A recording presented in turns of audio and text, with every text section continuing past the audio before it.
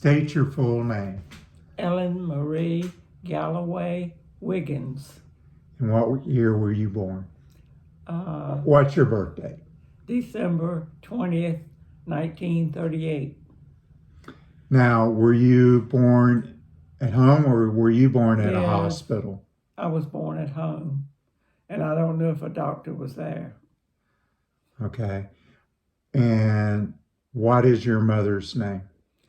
Ruby Mae Wiggins Galloway. Wiggins? How can that be? Well, my grandparents were both Wigginses before they married each other. On your mother's side? Yes. Uh-huh. And So you said both? I would never marry a Wiggins, I told them. So, I hate those words. so both of your grandparents on your mother's side, both of them were named Wiggins before they got married? Yes. Okay. So I'm really a Wiggins. Yeah, 3 times.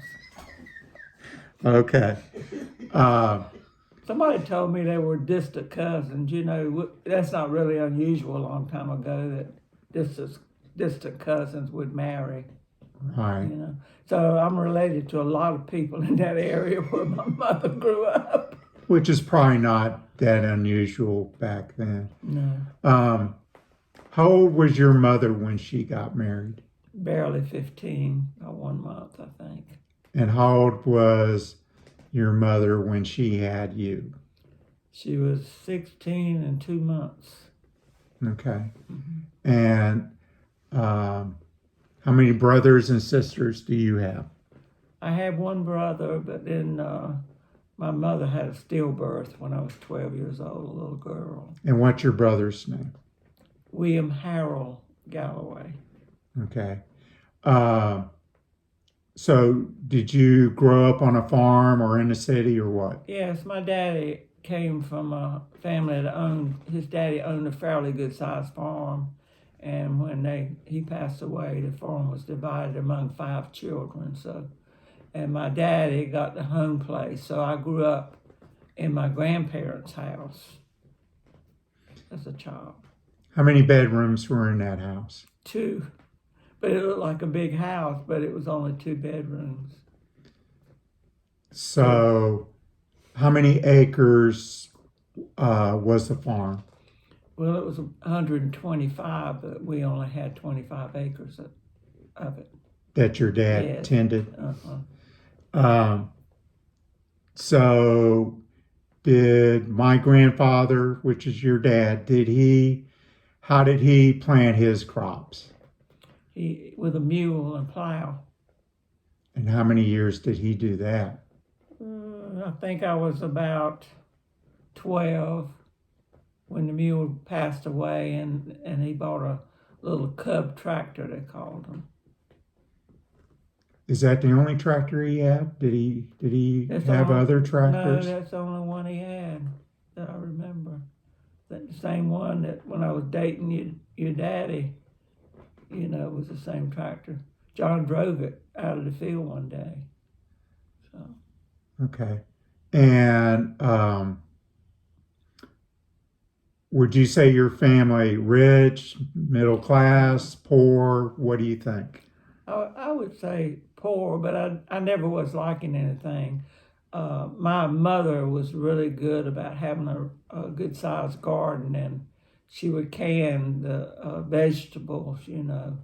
I learned to shell peas and pick tomatoes and do things like that, and she kept a really good garden, you know. So we never liking food. My daddy also would raise a few pigs, and we kind of like pork, you know.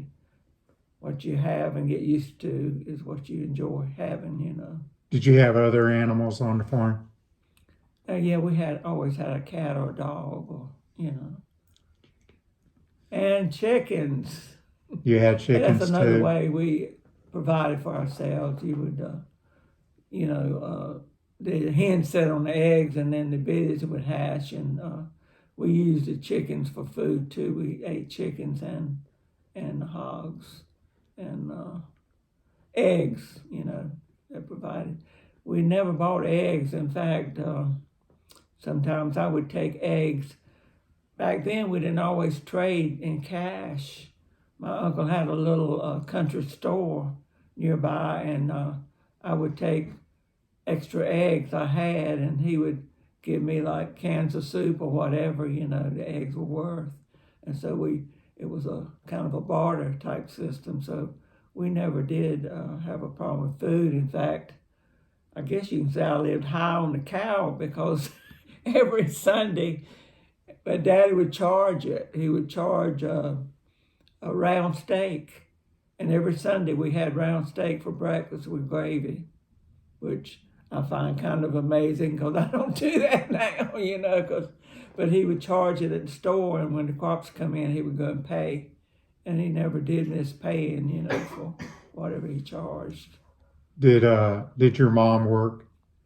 She didn't start working until after she had the little girl that was still born. That was when I was about 12 is when she started working. So that was a big help because she made money, and she also she had a car she could drive, it was like, 10 miles into Greenville, something like that. And what town did you all live in? We didn't live in town. We lived in the country. We lived between a couple of crossroads. We would drive. My daddy would go into town every Saturday usually, and I would have enough money. Back then, you could get a box of popcorn for 10 cents and a drink for 10 cents, and the movie was 10 cents. So it was pretty cheap. It wasn't that cheap really because you didn't make that much then, but it was.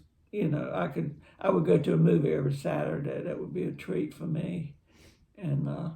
Mama would drive other ladies that worked in town, and they'd give her just a little money on the gas, so that was another way that was helpful, to us as far as our income was concerned. And as a family in a rural area, everybody where I lived went to church. So we went to church every Wednesday night, every Sunday morning, and every Sunday night. They had.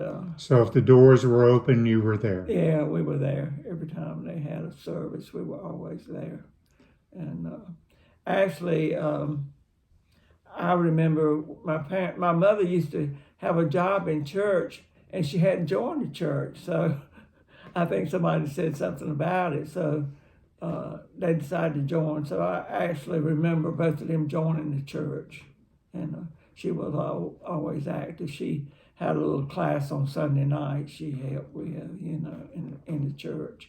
In fact, one Sunday night she wrote this little play about helping neighbors, and me and a friend of mine, she wrote it Sunday afternoon, and we did it that night. We got up on the stage and talked about how we need to go help this lady in the neighborhood, an elderly lady, and did a little skit, so I remember things like that. So how many years of school did you do? Well, I did 12 years, and I wasn't... All at the same place? Same you guys school. didn't move around? We didn't move at all. Okay. Yeah. Well, I'll take that back. We didn't move, but I had to change schools. Right. Which was very upsetting for me at the time. I went to 1st through to 8th grade at Grimesland, and then we got this notice that about 8 of us in the neighborhood were going to have to change schools. That we never did live in Grimesland area, right, school area. That we actually lived in Chicago. So it was really hard on me, but my neighbor, I think he changed, and he only had 1 year left in school. So, but he did fine because he was a basketball hero. Oh, yeah. So he was a Gaskins was his last name, and he seemed to make out real well, in school. But I also played basketball when I went to Chicago, and I guess that probably took my mind off of, having to leave all of my friends when I didn't even move, to Right. lose them. So I played basketball in high school for 4 years, I played a guard. Back when you played Were you basketball, guys any good? well, John says no, but we did okay. We won some games. In fact, we went and played Grimesland, and some of our forwards fouled out. You could make 4 fouls and you were out of the game. So I was put in as a forward, and believe it or not, I hit the basket twice as a forward, and I was far away. It just went right in. So. And that was my old school, that I had gone to, that I played. Right. Tell me about your future husband. How did that come about? Well, How'd you meet that character? well, I had a friend in high school, a close friend, and we were talking about, well, how nice it would be if we double dated. So I said, do you think you could get your boyfriend to get me a date? She says, yeah, I think so. And so that's what turned up, was your daddy. Yeah. Yeah. And he claims when he drove up and I walked out to the door, but I went back in, I guess, to get my purse or something. He said to his friend, "That's for me." That's what he claimed. Now, I don't know, I didn't hear him, Yeah. That's what he said. So you were still in high school when you started dating I was him? 16. So what, were you a sophomore or a junior? It was between the sophomore and junior year in the summer I met him. Okay. Yeah. So we dated almost exactly 2 years. I got married in May. So you got married right after high school? 4 days after high school. And the girl that got John to date me, I just talked to her when I was home. We just went to North Carolina for my 65th high school reunion and John's 68th high school reunion. And Christine and, is it Carlton, I believe. We always called him Flugie. So I never even knew what his real name was until I ran into him after Christine married him. And then he says, I don't go by that anymore, But he is a talker. So we really had a nice chat about, our dating and things. So what were your favorite subjects in school?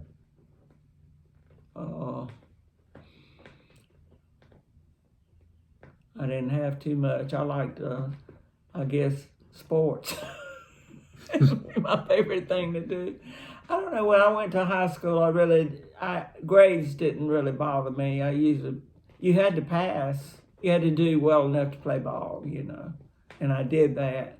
So I never emphasized studying a lot because I didn't anticipate ever going to college because I knew we didn't have the finances to go, I don't know if they borrowed money back then. I didn't hear too much about borrowing money to go to college, so I don't know if that was possible. Probably not back then. But later in life, I did go to college. I have 2 years. I went for art education later, much later when I was in my mid-30s. I went back to school. And then I dropped out because my daughter had difficulty in pregnancy because she's diabetic. So I dropped out, and I decided, well, it's not worth it. I wasn't planning on working anyway. I just did it for fun. Right. Did you enjoy that? Oh, yeah. Yeah, I like art a lot. Yeah. Yeah. So you got married, so you moved. So where'd you move to? Chincoteague Island. And the first apartment we had, well, it was a little house, but actually it had been a chicken coop. And they had built and made a house out of it. It was right back of another house, and that's where we lived, in that little house. And we weren't the only ones that had lived in refurbished chicken coops. There's another couple that there was about 2 or 3 apartments, and they said that had been where chickens had been, so I don't know.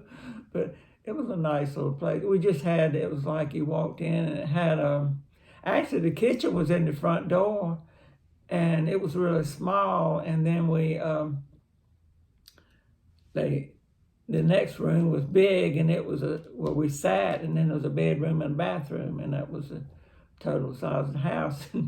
So funny, we went to North Carolina on a vacation to see our parents one time and come back, and they had remodeled. Didn't tell us one word. And then they put sitting there in the first door where you went into and moved the kitchen over in the other big room. So it didn't really matter to me, but Right. I just couldn't believe they had gone in it was my house, Right. but they had gone in and changed it, which was all right. You remember how much you paid for rent?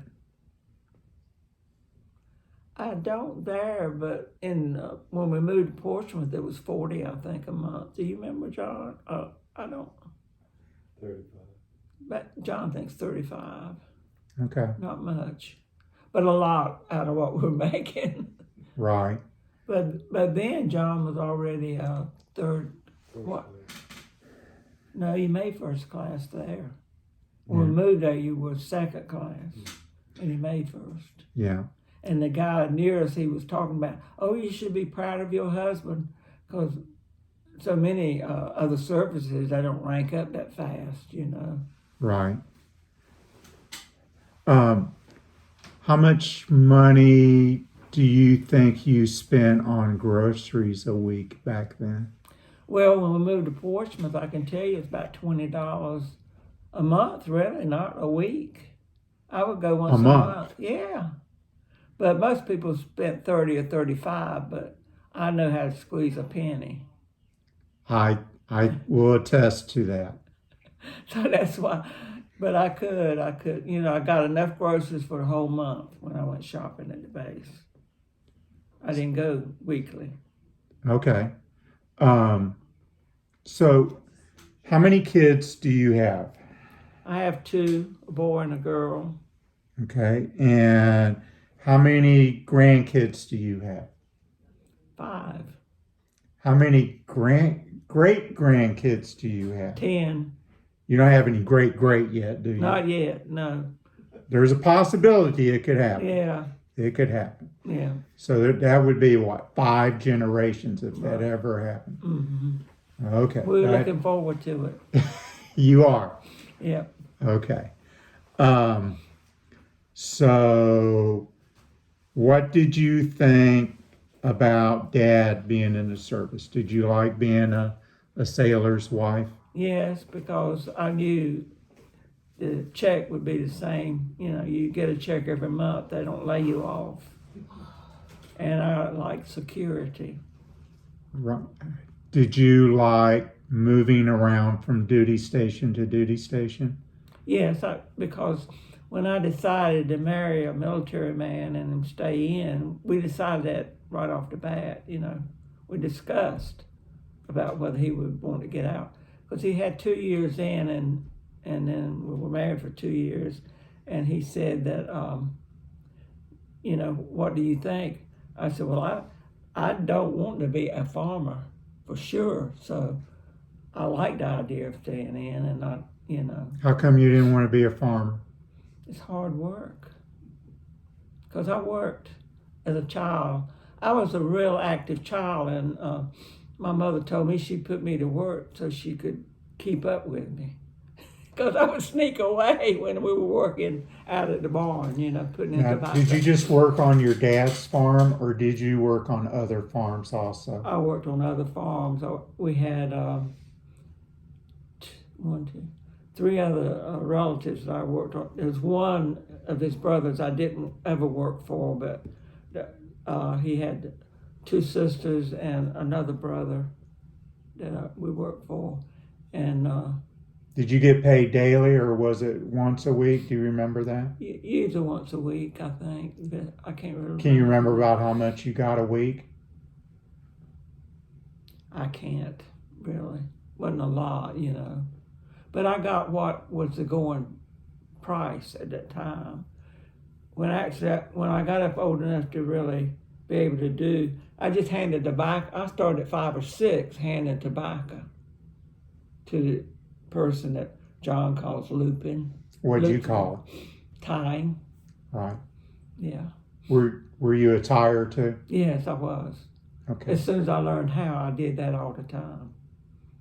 So a lot of people don't know what that is. So what do you mean by tie-in and looping? What is and handing? What does that mean? What is that process? You have a frame that holds a stick, and you put the stick in the frame that holds it, and then you have a strong twine, tobacco string we called it, and you tied it to the stick at one end. People would hand you like 3 leaves of tobacco, and you put the string around it and throw it across. And some people do that, other people do that. There's different styles of doing it, and you do that until you get the whole stick with tobacco hanging on it. But you have to keep your string tight, or it falls out of the bunch. And you have 2 people standing beside the truck that's stacked with tobacco leaves. And they gather up like 3 leaves at a time and hand it to you, 3 or 4, depending on how large. What do you do with the stick when it's full? You have a person that takes it off, and they lay it and stack it in a pile, lay it in a pile real neat. They start and go down, laying it real neat. And usually you wait till the end of the day or till you gather all the leaves that you want to cure in that particular barn. And after that's all done, you go inside the barn, which has tier poles. And there's usually about 3 or 4 rows, depending on how big the barn is. And you get up and you stand on the tier poles, straddle your legs out, reaching from one tier pole to the other, and somebody hands the tobacco up, which is really hard. You have to be strong because that's heavy. And then you take the stick of tobacco, and put it on the pole. And how many poles high do they go? Is it 4, 5? 5? 4 or 5. It depends. Some barns are bigger. So you could have 2 people up there? And the top one is way up there. And I actually tried taking tobacco out when Nancy was about 5 years old. I thought I could go up there and it wouldn't bother me. But I told my uncle, I said, I think I'm going to come down. I think this is a little too high for me. But when it's cured, it's not heavy. So it takes men to do it when it's green. So how long would it take to fill a barn before they would start curing it? And curing it means that there were heaters in there it could be oil or wood. Could have a wood furnace. Actually, they started out with wood. It was like a brick oven-like, and you put the wood in from the outside, and you light the wood up, and that would be hard because you'd have to go and check on it and put more wood all the time. Then they went to, I think it was kerosene burners. How long would it take to cure the tobacco? And what was it, like 140 degrees in there? 120 degrees? It was really hot, but I'm not sure. I mean, you'd sweat if you went in there. But and how long would it take for it to cure? It would take, well, one day you could fill a barn. One day of the primers breaking the leaves off, and it would take you one day usually. You could stop and it would be a full day. But sometimes when it got real ripe, we would go into the night, and they knew how many sticks per. You didn't want to crowd one area, and you'd want it even, so the heat would go through, more even, and so they would put it as even as they could, and they knew by how much. Okay, so what happens after it's cured? What did you guys do? Get up before day in the morning, sometimes 2 or 3 o'clock. We would get up and take that barn out, because we may be filling that same barn that day. So you get up before day and take it out, and you would load it on a truck and take it to what we call the pack house. And that would be like a regular house, sort of. In fact, one of our pack houses was the old kitchen that had been to the house. When the house was first built, they used to have the kitchen separate from the house. And so that was what was the old kitchen, and we used that to put tobacco in, and you'd pack it in a pile, real neat. Did you, so when you take the tobacco off the sticks, so there was like different grades of tobacco? Yeah. The stuff that's didn't cure that grade, or it got over cured, so you would put it. The reason you would do that, would you get more money for the stuff that was better cured? Yes. And the gold leaf, the one that turns gold and it's pretty, that would be the first grade, and then the next grade wouldn't look as good, and then sometimes it would even cure green looking, so that would be separate, and then you get the ones that maybe were trashy, I guess you call it, really dark and spotted and stuff. Yeah. That's the only way they sold it then, but it's entirely different now, Did you ever go when they would take the tobacco to the market? It's a warehouse. They take it to a warehouse to Do they auction it off? Yes, they auctioned it off. They had an auctioneer, and back during this time they had government control. In other words, a government man would go through and look at the tobacco and say what he thought it was worth. And if the bid didn't come up to that, the government would buy it. The bid was above that, over who bidded on it, the highest bid got the tobacco. And they would label it, who bought it. So on your dad's farm, is that all you guys grew was tobacco? Did you grow other crops other than tobacco? We had corn and soybeans. Did he grow tobacco? Oh yeah, he did. But there's allotment. You can only grow so many acres for the amount of acres you own, and usually about 2 acres, I think, was about what we had. Every year it might change a little bit, but they knew how much they could grow. The government controlled the growth. All right. Okay, let's get back to your married life. So you liked moving then? Yeah. What was your favorite place that you lived during Dad's military career? I guess I sort of liked, oh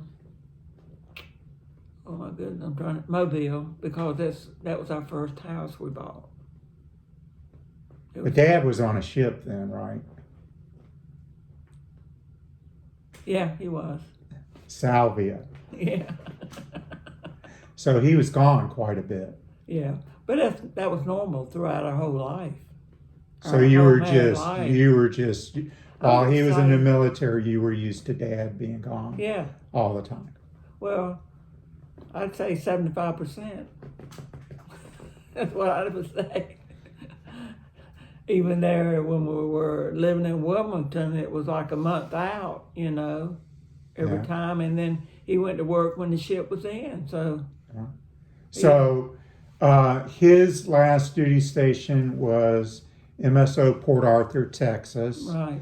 So did you two sit down and discuss about retiring, or do you remember that? Oh, yeah, yeah. Mm-hmm. So what happened? Well, after he got, we thought 20 years, we would retire, Right. I said to him, well, why do you want to retire? Aren't you enjoying what you're doing? So he decided to stay longer. And then actually, one of the main reasons he retired is there's no more, no higher rank you can go in enlisted. So he was he retired as a warrant officer in the Coast Guard. Yeah. So he became an officer. So he says, I'm working for half of a salary, really, Right. Because he was going to draw, so much. So you wanted Dad to stay in longer, or you were ready for him to retire? I was ready.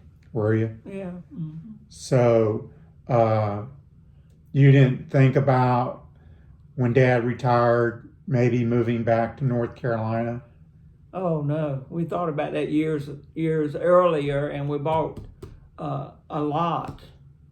It was in Craven County, and he's from Lenore, but it's right at the line, real near, some of his family.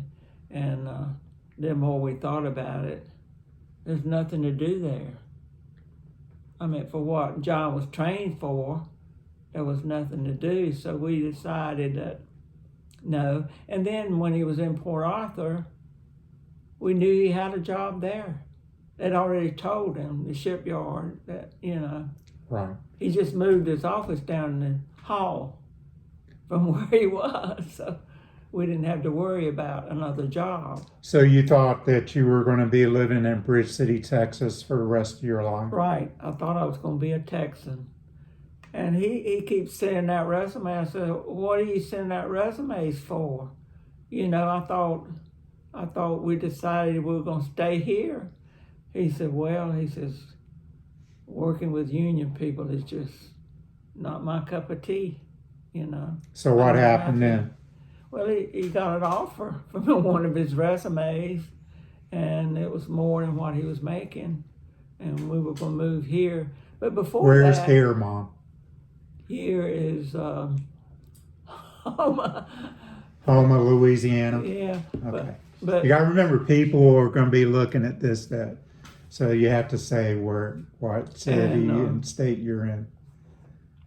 before that, though, he had looked into working for Hull and Cargo in New Orleans. He went there, and the pay wasn't that great, even though they said after the first year, we'll double your pay. Well, how do you know whether they're telling you the truth or not? So we decided, we knew we didn't want to move to New Orleans. We never have liked a big city, we're more country oriented. And so he turned them down. So later on, though, it worked out that he took that job and was glad to get it. But what happened, he found out there was a job opening there. And he told me to call Hull and Cargo. And I did. I said, my husband is really interested in that job. I said, but he's in, was it Africa or China, one of those places. I said, but he's coming home in 2 days.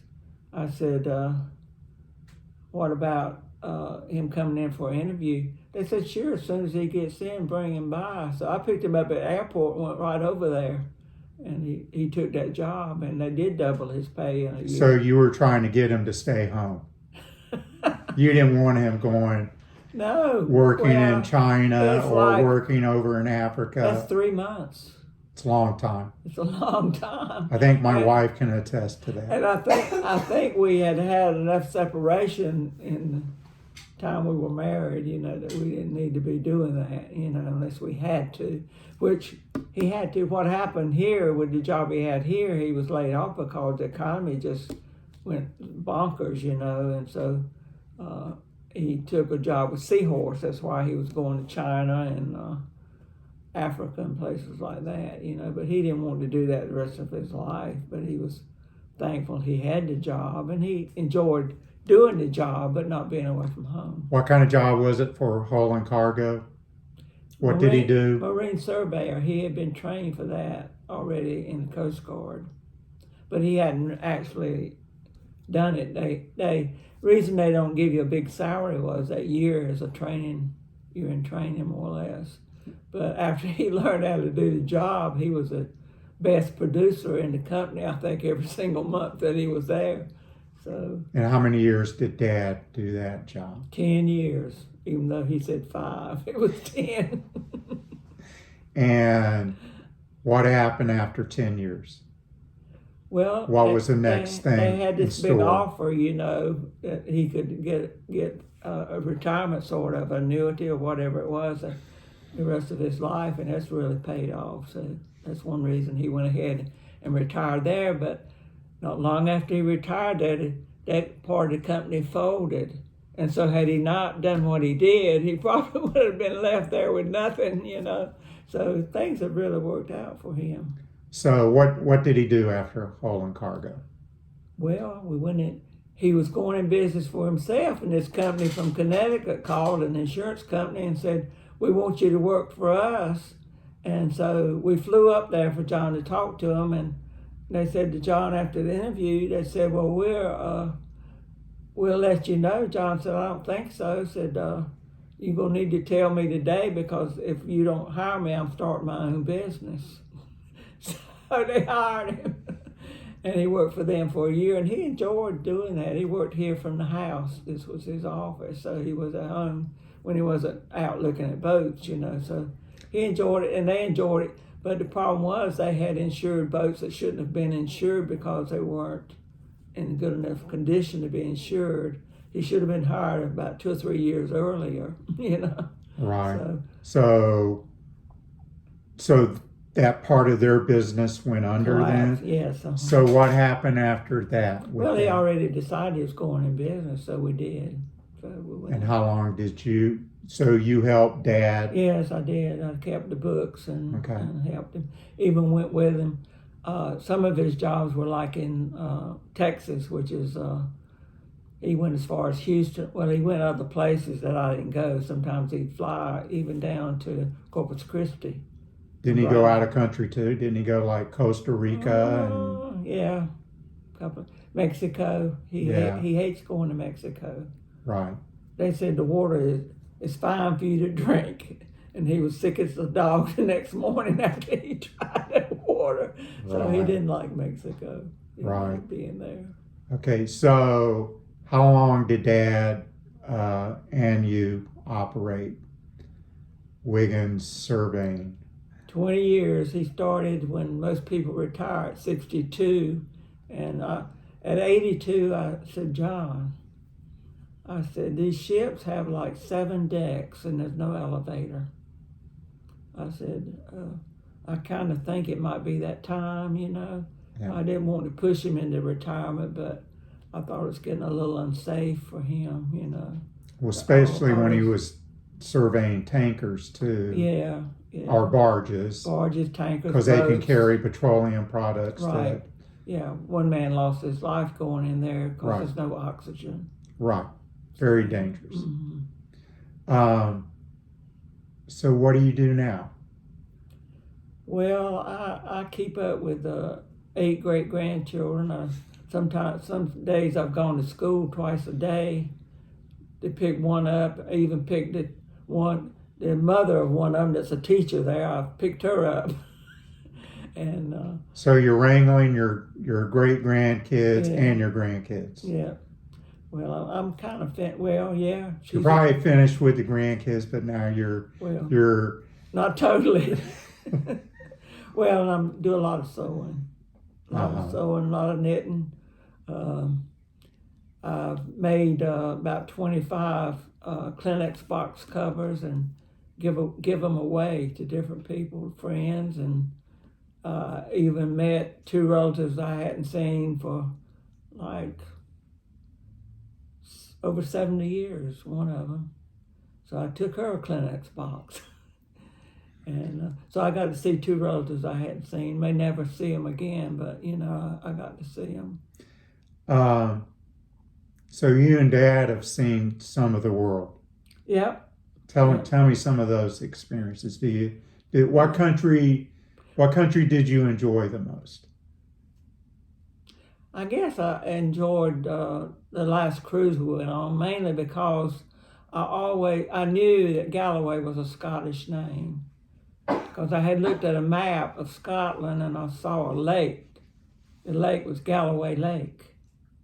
And John and I were in London. He went on a more of a business trip. The surveyors would meet somewhere every year, and they happened to choose London that year. And as we were leaving at the airport, these people were from Scotland, and I said, "You're from Scotland, huh?" I said, "Well, I think I'm part Scottish." I said, my last name's Galloway."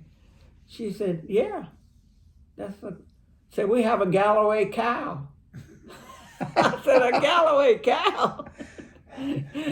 And then on another cruise or tour we went on, I asked well, we were in Scotland at the time. That the cruise I said was one of my favorite cruises, and everybody got off the tour bus to go to the restroom, but John and myself and a couple other people.